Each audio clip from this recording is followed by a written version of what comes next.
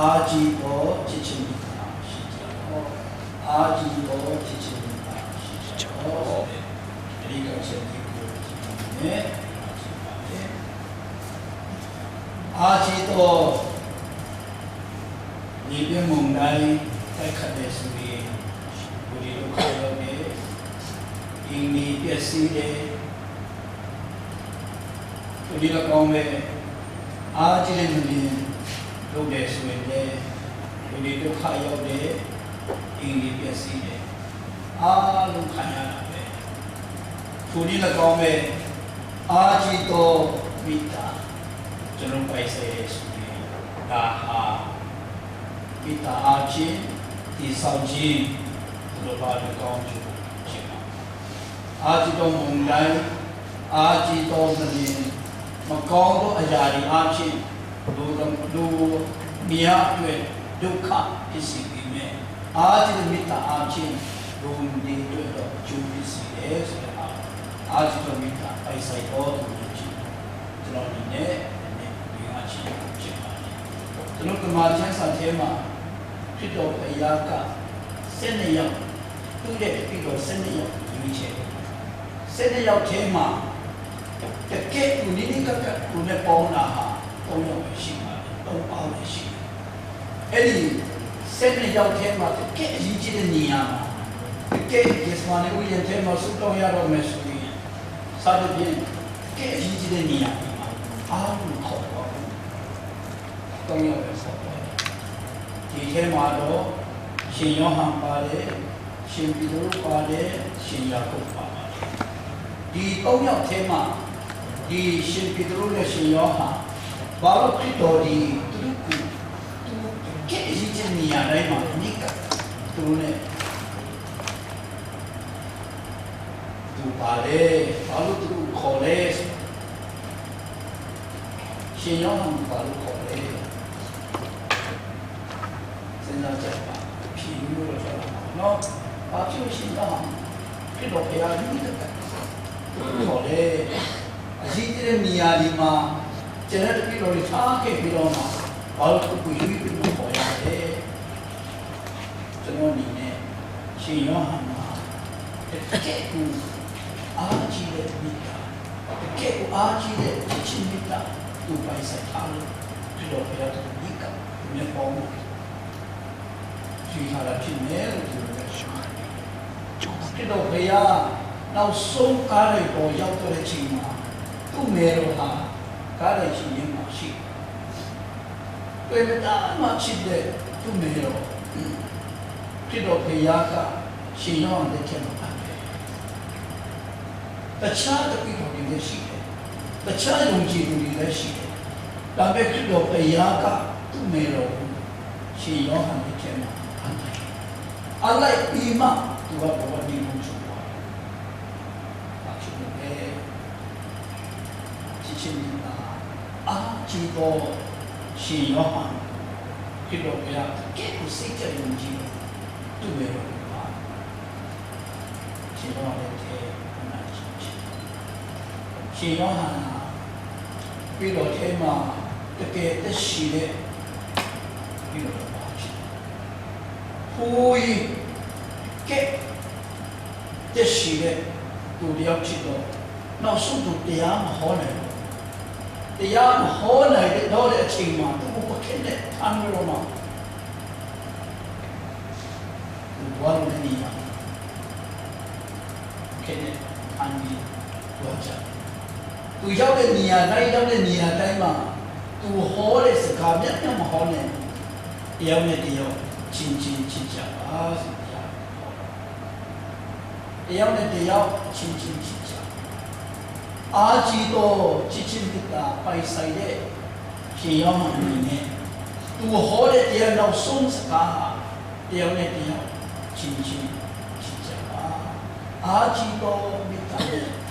ချစ်ကြပါဆိုတော့သူတရားကသူ့ကိုတုံ့ပြန်ပါတယ်ယတိယူပါတယ်အာကြီးတော့မေတ္တာပိုင်ဆိုင်တော့ရှင်ယောဟန်ဘုရားရှင်အအေားကောင်းတော့အ တူပြီးတော့မှနောက်ဆုံးတော့ဘဝနေကုန်ချုပ်ပြီးထိတာရောချစ်ချင်းမြတ်ဘုရားဟောတဲ့ပြီးတော့ဖြစ်ရပါမယ်ဖြစ်ပါရဒုတိယအနေနဲ့ရှင်ပေတရုဆိုင်မုန်ပီတာဘာဖြစ်လို့ဒီတော့ဘုရားကမိမိကတော့ခေါ်ရအာရုံတိပီတာရှင်ပေတရုသူကစိတ်အပြောင်းလဲလို့လွယ်တယ်ဒါပေမဲ့နောက်ဆုံးကြတော့ဒီတော့ဘုရားကဲချစ်တယ်ဒီတော့ဘုရားချစ်တော်ရေးမှသူကဲစကတယ်ဒီတော့ကပါချစ်တာအာလုံးသေးတယ်ပဲဒီတော့ဘုရားကရှင်ဒီလိုကိုမီးတယ်ဘယ်လိုမီးလဲဆိုတော့ငါကူဤကူတို့ကတာယချစ်လားလို့ဆိုပြီးတခြားသူတွေချစ်တာတဲ့တခြားတပည့်တော်တွေချစ်တာတဲ့ငါကူတာယချစ်လားဘယ်နဲ့ချင်းမီးလဲကောင်းချင်မီးနော်ဒီတော့ဘုရားကပြီးတာမီးငါကူတာယချစ်လားတခြားလူတွေငါကူချစ်တာတဲ့တင်ငါကူတာယချစ်လားဒီမျိုးကလည်းအမှန်ကြီးချစ်တာယချစ်လားဒီကတာယချစ်တယ်ဆိုသူမြင်တာသူပြောတော့ချစ်တိုင်းတယ်ဒီကအာချစ်တော်မြတ်တာနဲ့ဒီတော့ဘုရားကိုချစ်တော့ဒီတော့ဘုရားကကိုကြီးမားတဲ့တောင်းပေးလိုက်တယ်။ဘာတော်ပေးလိုက်လဲ။ငါတို့ကိုရှင်ပြီးပါဆိုပြီးတောင်းပေးတယ်။တောင်းပြီးချင်းခံရတယ်။တခြားတပည့်တော်တွေဒီလိုတောင်းပေးတာကျွန်တော်အနေနဲ့တော့ချစ်ချင်းမပေါ်ဘူးနော်။ရှင်ယောဟန်တော့ဒုမိခင်ကိုသူ့မဲ့တော်ကိုအပ်လိုက်တယ်ဒီတော့ဘုရားကရှင်ပေတရုကိုတော့အာတူကိုဆောင်ရှောက်တော့ဒီနေ့ပါဆိုတော့တောင်းပြီးချင်းရှင်ပေတာအားဖြင့်ဘုတော်ထောင်ပြန်ရတာကဲဘုရားကဒါဟာအဖြစ်လို့လေအာကြည့်တော့မိတာရှိဖြစ်တယ်ဆိုတော့ကျွန်တော်ဒီနေ့ဒီပေါ်ပြချင်တရားရှိတုံးတော်ခံခြင်းနဲ့ဆိုရင်တရားဘုံတော်ထင်ရှားဖို့တောင်းတဲ့သူတစ်ပါးအတွက်တရှင်ခြင်းနဲ့ဆိုရင်အာကြည့်တော့မိတာပိုက်ဆက်တော့သူများချစ်တာနာကြီးချစ်ရုပ်ချစ်တခါကအာရှအဲကျုပ်တို့ရဲ့လူကြီးတယောက်စီကျွန်တော်ဒီကိုတူမီးအဲကျိုးလို့တဲ့နေရာမှာအခက်ခဲဆုံးပါလေလို့ဆိုပြီးလိုက်အဲကျိုးလို့တဲ့နေရာမှာအခက်ခဲဆုံးပါလေလို့ဆိုပြီးလိုက်တော့သူကဘယ်လိုဖြေလိုက်လဲဆိုတော့အခက်ခဲဆုံးတော့တခြားတော့မဟုတ်ပါဘူးကိုယ်လည်းမပြီးလို့တယောက်နဲ့နှုတ်ဆက်စကားပြောအခက်ခဲဆုံးပဲပြောတယ်မှန်ပါတယ်ကဲလို့များကျွန်တော်ဒီကေဝမှာအဲကျိုးလို့မယ်ဆိုရင်ကိုယ်နဲ့မပြေတဲ့လူတယောက်ဝယ်လာနေဆိုရင်လို့စလို့တော့လို့စရမှာလည်းခက်တခါတော့ဗာပြောလဲဆိုတော့ဒီလိုစကားပြောဘယ်လိုလုပ်ရမှန်းမသိတာနဲ့ချစ်သူလည်းရောက်လာတော့ဘယ်လိုထုတ်လိုက်လဲဘယ်လိုထုတ်လို့လို့စနေအခါတည်းမိတာမပိုင်ဆိုင်ဘူးဆိုရင်ဒီရထရရအရာကြက်တာပဲဒီရထရရအရာခက်ခဲတာအခုလေဆိုတော့ကိုယ်နဲ့မပြီးတဲ့သူတော်နဲ့တွေ့လိုက်ရင်အာဘယ်လိုပြီးမလဲအာဘယ်လိုရှာမလဲမလာပြီးအောင်ဆောင်လိုက်ဒါမှမဟုတ်ရင်ဒီဘက်တဲ့ပြီးချောင်းစုလို့လာလို့လည်းရခဲ့အဲ့ဒါကြောင့်ကိုကြည့်တော့သူများကိုမြတ်ကကိုယ့်ဘုံဘယ်လိုပဲခံစားဘယ်လိုပဲမဆက်ဆံခြင်းမျိုးစီဘဝမိတာအာဒီတော့မိတာပိုက်ဆိုင်တော့သူချစ်တယ်ဆိုရင်ရှိတဲ့နေရာတိုင်းရောက်တဲ့နေရာတွေကဖို့တဲ့ကောင်းစုနေရာပြောစကောင်းစုဖြစ်သွားတာဗျာဒီတော့ခရီးရဲ့နောက်ဆုံးတော့ချိန်ကြီးကျွန်တော်ဒီနေ့ကြည့်ရအောင်ကျန်ရမှာဒီခိုင်းရမယ် Good Friday တော့ကျန်ရမှာရောက်ခင် Jeremiah Thursday night သူကယေရှုဆောင်တယ်သူတကယ်ချစ်တဲ့တတိတော်ကိုခေါ်ပြီးတော့မှယူပြီးတော့မှညစာစားတယ်အိမ်မှာပါဝင်တဲ့လူတွေကတော့ဖြစ်တော့ပဲတကယ်ယူရတဲ့လူတွေပါဝင်တဲ့လူတွေလည်းအတန်းဘုံလို့ဆရာလည်းကောင်းတယ်ဒီအောင်ချင်းတော့ဝန်ရင်းစကောင်းတာဖြစ်တော့ဘုရားနဲ့နောက်ဆုံးဒီတော့ဒီစံစာပေါ်အဆုံးညချစ်အဲ့ညမှာဖြစ်တော့ဘုရားတည်တယ်သူတွားရမလားသူတည်တယ်ကျန်သူများလည်းထဲအနာချင်းခံရတော့မယ်တကယ်ကိုကားလိုက်လာကိုရှော့ပြီးတော့မှတကယ်ကြီးမှလည်းဒုက္ခဝေဒနာသူရင်ဆရာနဲ့သူတည်တယ်ကာလနီတောင်းလို့ချိန်ရအောင်သူကားလိုက်ချမ်းပြီးတော့မှကြမ်းကြမ်းခက်ခဲတဲ့ဘဝခရီးကိုသူရင်ဆရာနဲ့တည်တယ်ဒါဟာလောကနဲ့ဆက်ဆိုင်တဲ့သူရင်ဆရာနဲ့တည်တယ်ဒါတည်းမကောက်သူတည်တဲ့အရာထဲမှာအမတန်သူနှလုံးသားကိုထိခိုက်တဲ့အရာပါလေဆိုရင်အတူတကွထိုင်တဲ့သူရဲ့တပိလို့စင်နာပါသူရွေးထားတဲ့စင်နာပါတိုင်းမှာတပါးအသူကြောင့်စားမယ်ဆိုပြီးသူလည်းသူထိုင်တယ်တုံးနှစ်ပုံမှုသူလည်းတွေ့တယ်ဒါပေမဲ့သူကြောင့်စားမယ်ဆိုတာမကြတော့တဲ့ချိန်မှာသူရဲ့အမတန်မှအားကိုးရတယ်တပိလို့တပါးကယေရှုဆိုငါမသိဘူးငါမသိဘူးဆိုပြီးညံ့တယ်ဆိုသူကကြောင့်စားမယ်ဆိုတာလည်းသိတယ်သူကညံ့တယ်ဆိုတာလည်းသူသိတယ်ဒါပေမဲ့ခရစ်တော်ဖခင်မှာအားကြီးတဲ့မေတ္တာပိုက်ဆိုင်အားတော့သူပါလို့လိုက်တယ်တစ္ဆာဖောက်တော့ပဲသူ့ရဲ့ပြည်တော်ဒီရဲ့ချီးစီရှာချစ်တော်ဒီမောင်ရဲ့များဒါအမတန်မှနည်းနည်းတဲ့အရာဖြစ်တယ်သူကိုတစ္ဆာဖောက်တော့မယ်ငါမသိဘူးဆိုပြီးသူညစ်တယ်တော့သူတည်တယ်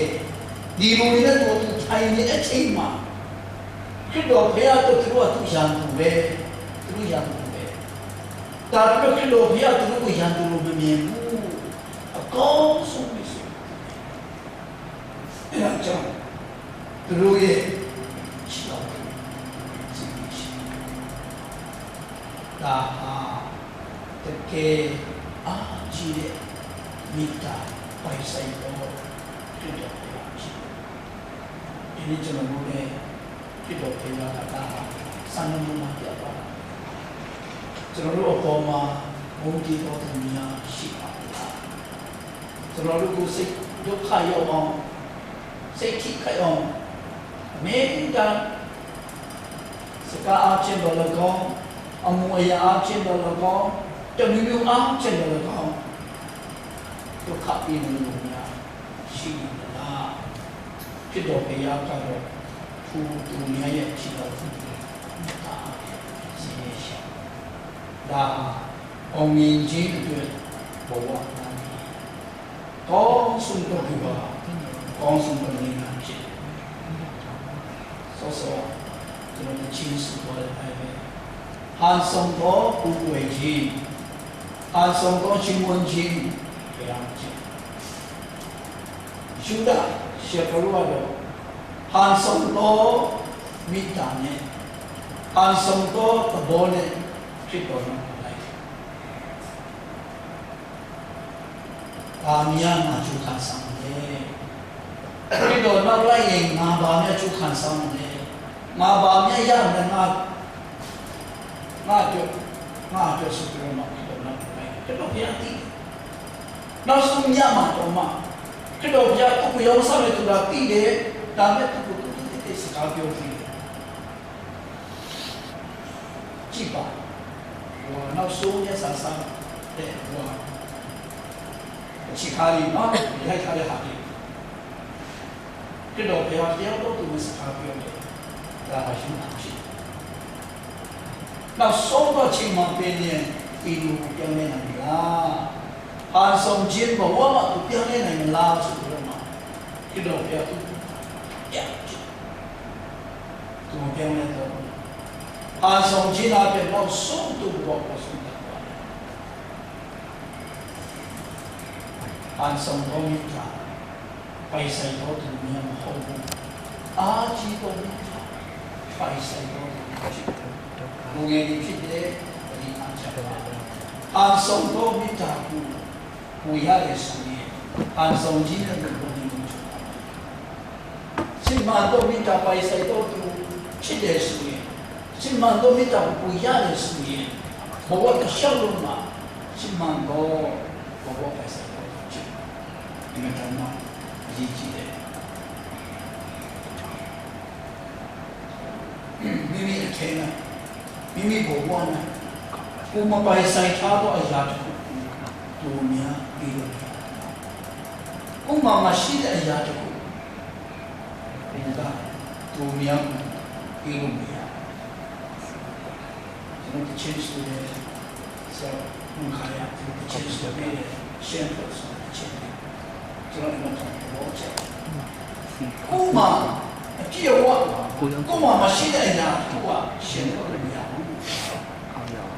မိတာဒါမှမဟုတ်စိတ်ချမှုဒါမှမဟုတ်တော့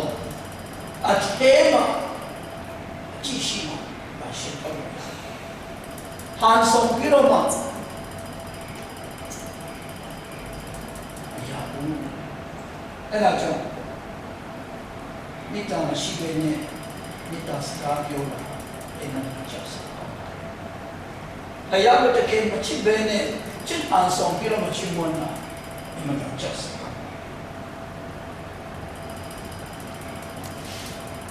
တကယ်စားတဲ့ချိန်မှာကလုံးလုံးလောက်ပဲစားပြီးတော့မှပြန်ရှက်ပတ်လာရင်ဒါအကျဉ်းမကောင်းဘူးပဲတော့ခါတူကောင်းဒီမဲ့တမင်စားပြီးစားတဲ့ချိန်မှာကလုံးလုံးလောက်ပဲစားပြီးတော့ပြန်ရှက်ပတ်လာရင်ဘုချက်မကြီးအားနေလို့ပဲနော်အစာမကောင်းလို့လားကိုစားတဲ့အစာနဲ့တဲလို့လားဒါတခုပဲမိမိခွက်ပလာရှင်ထွက်မှာမိမိခွက်ပလာပြီးရှင်မှာရှင်တော်ရတယ်အထဲမှာမိတာပြီးရှင်မှာသူများအတွက်ရှင်တော်ရတယ်ကိုယ်အထဲမှာဝိညာဉ်တော်ရှိမှ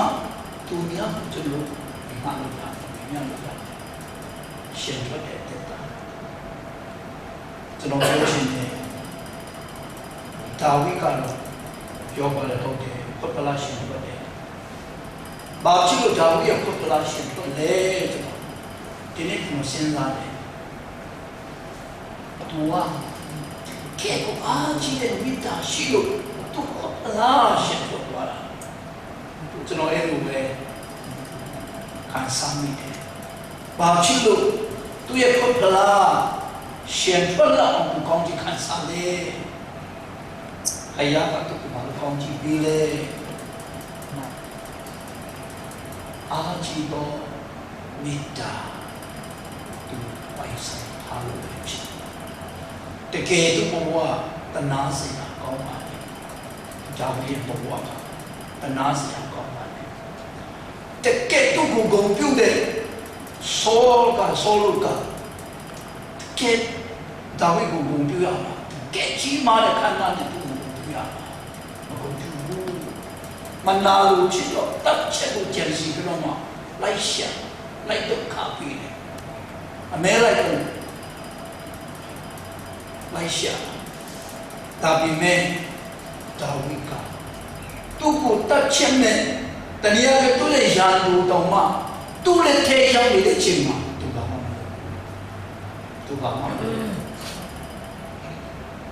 လုံးဝပြတ်နာမရှိသူခွင့်လို့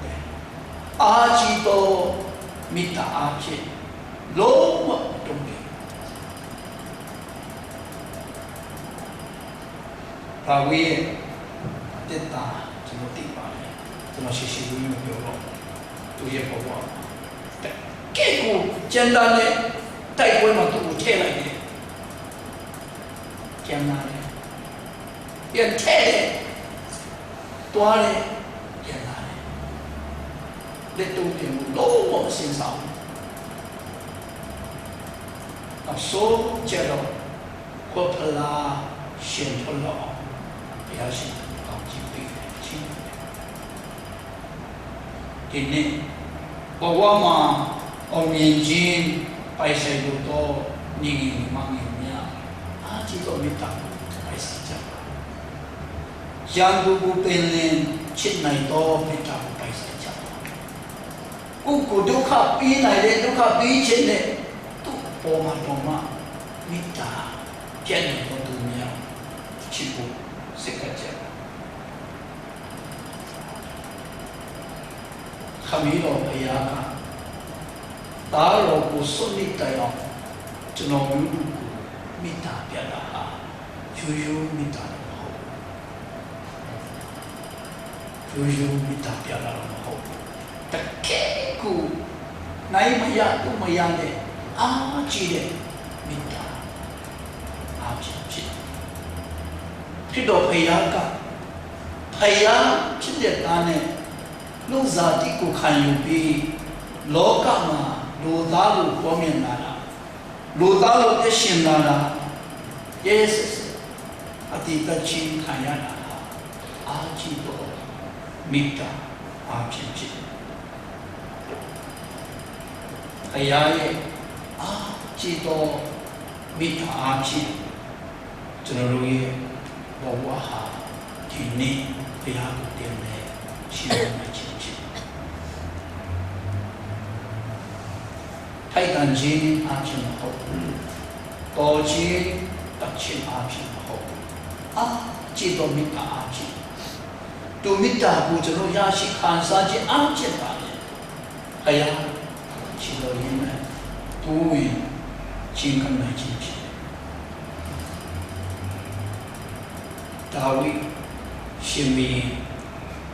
နာတော်သေးရောက်သွားတဲ့ချိန်မှာအမတန်အိုးဆရာကောင်းတဲ့သူလုပ်ခဲ့တဲ့မှုတစ်ခုရှိ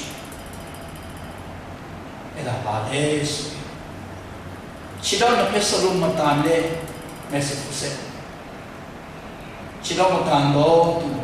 တနည်းအားဖြင့်ဒီချက်ထားတော့သူနန်းတော်ထဲခေါ်ပြီးဘဝတစ်တလုံးနားတော်ထဲမှာသူနဲ့သူစားတော့နေထိုင်ဖို့တွန်းပေးလိုက်ခြင်းဖြစ်တယ်။ဒါဟာဘာဖြစ်လို့လဲ။ဒါဟာဘာဖြစ်လို့လဲ။ဘာဖြစ်လို့ခြေတော်မတန်တဲ့လေချက်ထားတဲ့သူတယောက်ကသူ့ဘဝထားမှာခကြလုံးဝမရှိတဲ့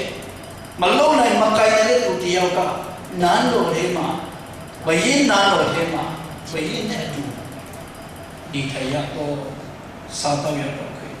သူပိုင်ဆိုင်တာလေသူရဲ့အဖေရှင်တန်နဲ့ဒါဝိ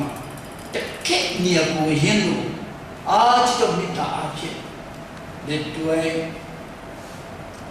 ချစ်ခင်ခြင်းအဖြစ်ဖြစ်ဒီနေ့ကိုတကယ်ချင်းဒီကိုပေါင်းတဲ့ဒီကိုဘဝင်းခြင်းနဲ့အားကြီးသောမေတ္တာအားဖြင့်အတူလက်တွဲအသက်ရှင်နေဆိုရင်အမြင်ချင်းရှိအမြင်ချင်းတို့ပြန်စထားတယ်ဆိုတာကျွန်တော်မြင်နေပေါ်ပြချင်တယ်ဖြစ်တော်ဘုရားကစောစောကျွန်တော်ပေါ်ပြတဲ့အတိုင်းပဲအားကြီးသောမေတ္တာအားဖြင့်ဒုက္ခဝေဒနာကြီးဆိုခံပြီးတော့မှနောက်ဆုံးကားလိုက်ပေါ်မှာမေတ္တာအဖြစ်ပေးရှာတယ်မေတ္တာအဖြစ်အသွေးသွန်လောင်းရှာတယ်တောက်ကြညမှာဖြစ်တော်ဘုရားအကြည့်တချိခံရတယ်ဂျာဗလီညမှာသူ့ကိုရောင်းစားမဲ့သူ့ကိုညင်ပယ်မဲ့လူတွေရဲ့ခြေတော်စီးပြီးတယ်တောက်ကြညမှာလို့အားလုံးအတွက်မေတ္တာအဖြစ်တက်ပြီး တတိယနေ့မှာရှင်းပြထားမယ်အဲ့ဒီကြားထဲမှာဖြစ်တော်ဘုရားပြပါလေအဲ့ဒီကြားထဲမှာဖြစ်တော်ဘုရားပြပါလေတင်းကျဲကုန်ပါပဲလားဖြစ်တော်ဘုရားပြပါလေရှင်ဒီလိုထဲမှာပေါ်ပြထားတယ်ဖြစ်တော်ဘုရားလူအနီနဲ့တည်သွားပြီးတင်းကျဲကုန်ရောက်သွားပြီးဆိုတဲ့အချိန်မှာဖြစ်တော်ဘုရားကတည်ပြီးသားဝိညာဉ်ကြီးရှိသွားပြီးတော့မှဒီဝန်ကြီးတရားဟောတယ်ကိုကျဲတယ်ပေါ်ပြထားတယ်ဖြစ်တော်ဘုရားကလောကမှာလူသားအားလုံးတို့တည်တချင်းခံပြီးတကြိုတဲ့အချိန်လေးမှာကြီးမားသောမေတ္တာအားဖြင့်တကြိုချင်းခံပြီးတော့တည်ခြင်းရဆိုင်ပြီးတော့သူများရှိရာဝိညာဉ်ထုံကြတော့သူများရှိတော့ပြီးတော့ဧဝံဂေလိတရားတော်ဟောတယ်ဗျာဒီနေ့ကျွန်တော်တို့ပူတာဘုရားကချစ်တာမဟုတ်ဘူးခရစ်တော်ဖယားမပေါ်ခင်ကလေးကလူသားတွေကိုချစ်တော်ဖယားခရစ်တော်ဖယားကိုလည်းခံမဲ့တည်သွားတော့ခရစ်တော်မပေါ်ခင်တည်သွားတော့သူများဘူးပဲနှမျောတော်ဖယားချစ်တော်ဖယားအာချစ်တော်မိသားနဲ့ချစ်တော်မှာတည်ပြီးသားဝိညာဉ်ကြီးဆိုတော့ပြီးတော့မှမေတ္တာတရားဟောတဲ့ခရစ်တော်ဘုရားဖြစ်တယ်ဒီနေ့ချစ်တော်ဓမ္မမစ္စညာကျွန်တော်လည်းအာချစ်တော်မေတ္တာအဖြစ်တရှိကြရအောင်ကိုကိုမချစ်နိုင်တော့သူများရှိရလေမိမိကမေတ္တာပြရကိုကိုစကားမပြောနိုင်တော့သူများရှိရလေဘုရားမေတ္တာစကားပြောရကိုကိုမနှုတ်ဆက်နိုင်တော့သူများရှိရလေဘုရားဒီမေတ္တာနဲ့ကံပြမနှုတ်ဆက်ရအောင်ဒါဟာဖယားရဲ့ရှိတယ်ဆိုတာကျွန်တော်နေဒီနေ့နီးခေါ်အားပြင်းနေဒီနေ့ဟာအားလုံးပြည့်တဲ့ပဲကပ္ပဝေတော်နီးဖြစ်ပါတယ်လောကမှာဖြစ်တော်ဖယားကိုကဲတဲ့ရှင်တဲ့จิตခံနဲ့ယုံကြည်သူအားလုံးဟာဒီနေ့ပွဲတော်မင်္ဂလာဆက်ကြပါချင်တယ်ဒါဟာတလုံးတော့သဘောကိုဆက်ပါချစ်တယ်လို့တနည်းကြရင်ကိုကနိုင်ငံ0စနစ်ရောက်တဲ့ချိန်မှာဘယ်နိုင်ငံပဲဒီတော့မဆိုယုံကြည်သူအားလုံးဟာသူတို့ပွဲတော်ဝင်စားခြင်းဘုံပေါ်ခြင်းဒီနေ့ကဘာမရှိချက်တဲ့ယုံကြည်သူများတရားပြကြလို့စုတောင်းပေးကြရအောင်အဲ့ဒါမှခဲနဲ့တရားကိုရှင်းဝန်းတဲ့တရားကိုကိုယ်ပဲသူရှိတယ်ခေအားရကြရမှာအတက်တဲ့လေရောမှာတရားကိုကိုယ်ပဲသူရှိတယ်ဆိုတော့ဘာလို့ရလဲဆိုတော့ဒါန်ဂျလာဖြစ်တော့မှာဒါန်ဂျလာကသူတို့ကိုအုပ်ချုပ်တဲ့ရှင်လျင်မအပတခြားတော့ဘုရားတခြားတော့သူစီမှာစုမတော်ရဘူးမကူကြရလို့ရှင်မအမိတ်ထုတ်တဲ့ချိန်သူကအတက်နဲ့လဲပြီးတော့မှဘုရားရှိငါတည်ဒီစီငါတည်ပါစီငါမလဲနိုင်ဘူးအသက်ရှင်တော့ဖယားတာလေငါကိုကိုယ်နဲ့ဆိုတော့မှမိမိအတက်နဲ့လဲပြီးမှဖယားအဲ့ဒီတော့ကြီးတနေ့လေဒီနေ့တနေ့လေပြလို့မှာဘုရားရှိခိုးလို့အတနေ့လေပြလို့မှာအဖန်ခံမစီအတိခံမစီဆိုပြလို့မှာဝဲတော်ဝင်လို့အများရှိတယ်ဒီလိုရတဲ့ဆိုတော့ဘုရားကဘာမှာမေတ္တာမဏိချက်ကဘာမေတ္တာမဏိချက်မေတ္တာမဏိတရားရမေတ္တာနဲ့လူသားချင်းမေတ္တာနဲ့လူစီတွေဘုရား ဘယ်လိုမင်္ဂလာဖြစ်ကျွန်တော်ဆုတောင်းတာအာကြည့်လို့ဘုရားမိသားတာမရှိခဲ့ရင်ကျွန်တော်ဘုရားဘာဖြစ်တော်လဲအာကြည့်လို့ဘုရားမိသားတာမရှိရင်ကျွန်တော်ဘယ်ရောက်လဲကျွန်တော်ဘယ်ရောက်လဲဘုရားရဲ့မိသားအားဖြင့်ခြေတော်ချီးမွမ်းရကျွန်တော်ဘဝအတွက်အာကြည့်တော့မိသားပိုင်ဆိုင်တော့ဘဝချစ်ဖို့လုံးမှာနှုတ်ဆက်ပါစို့ရာတိုတော့ပဲနေမိသားထားနိုင်တော့သူချစ်နိုင်ဘူးဒါဝိကိုကိုတက်ချက်ကိုလိုက်ရှာနေတဲ့လိုက်ချောင်းတယ်လို့ပေါ်မှာပေါ့မိသားပြတ်နိုင်တဲ့သူချစ်နိုင်အောင်ကျွန်တော်ဆုတောင်းရအောင်ဝေတော်မူတာအတွက်ကျေးဇူးတော်ချီးမွမ်းခြင်းအားလုံးဒီကဆိုတော့စိတ်ကြက်ပြီးခေါ်ပါလေဒီကခဏလာတရားပြီးတော့မှာဒီကဆုတောင်းကြရအောင်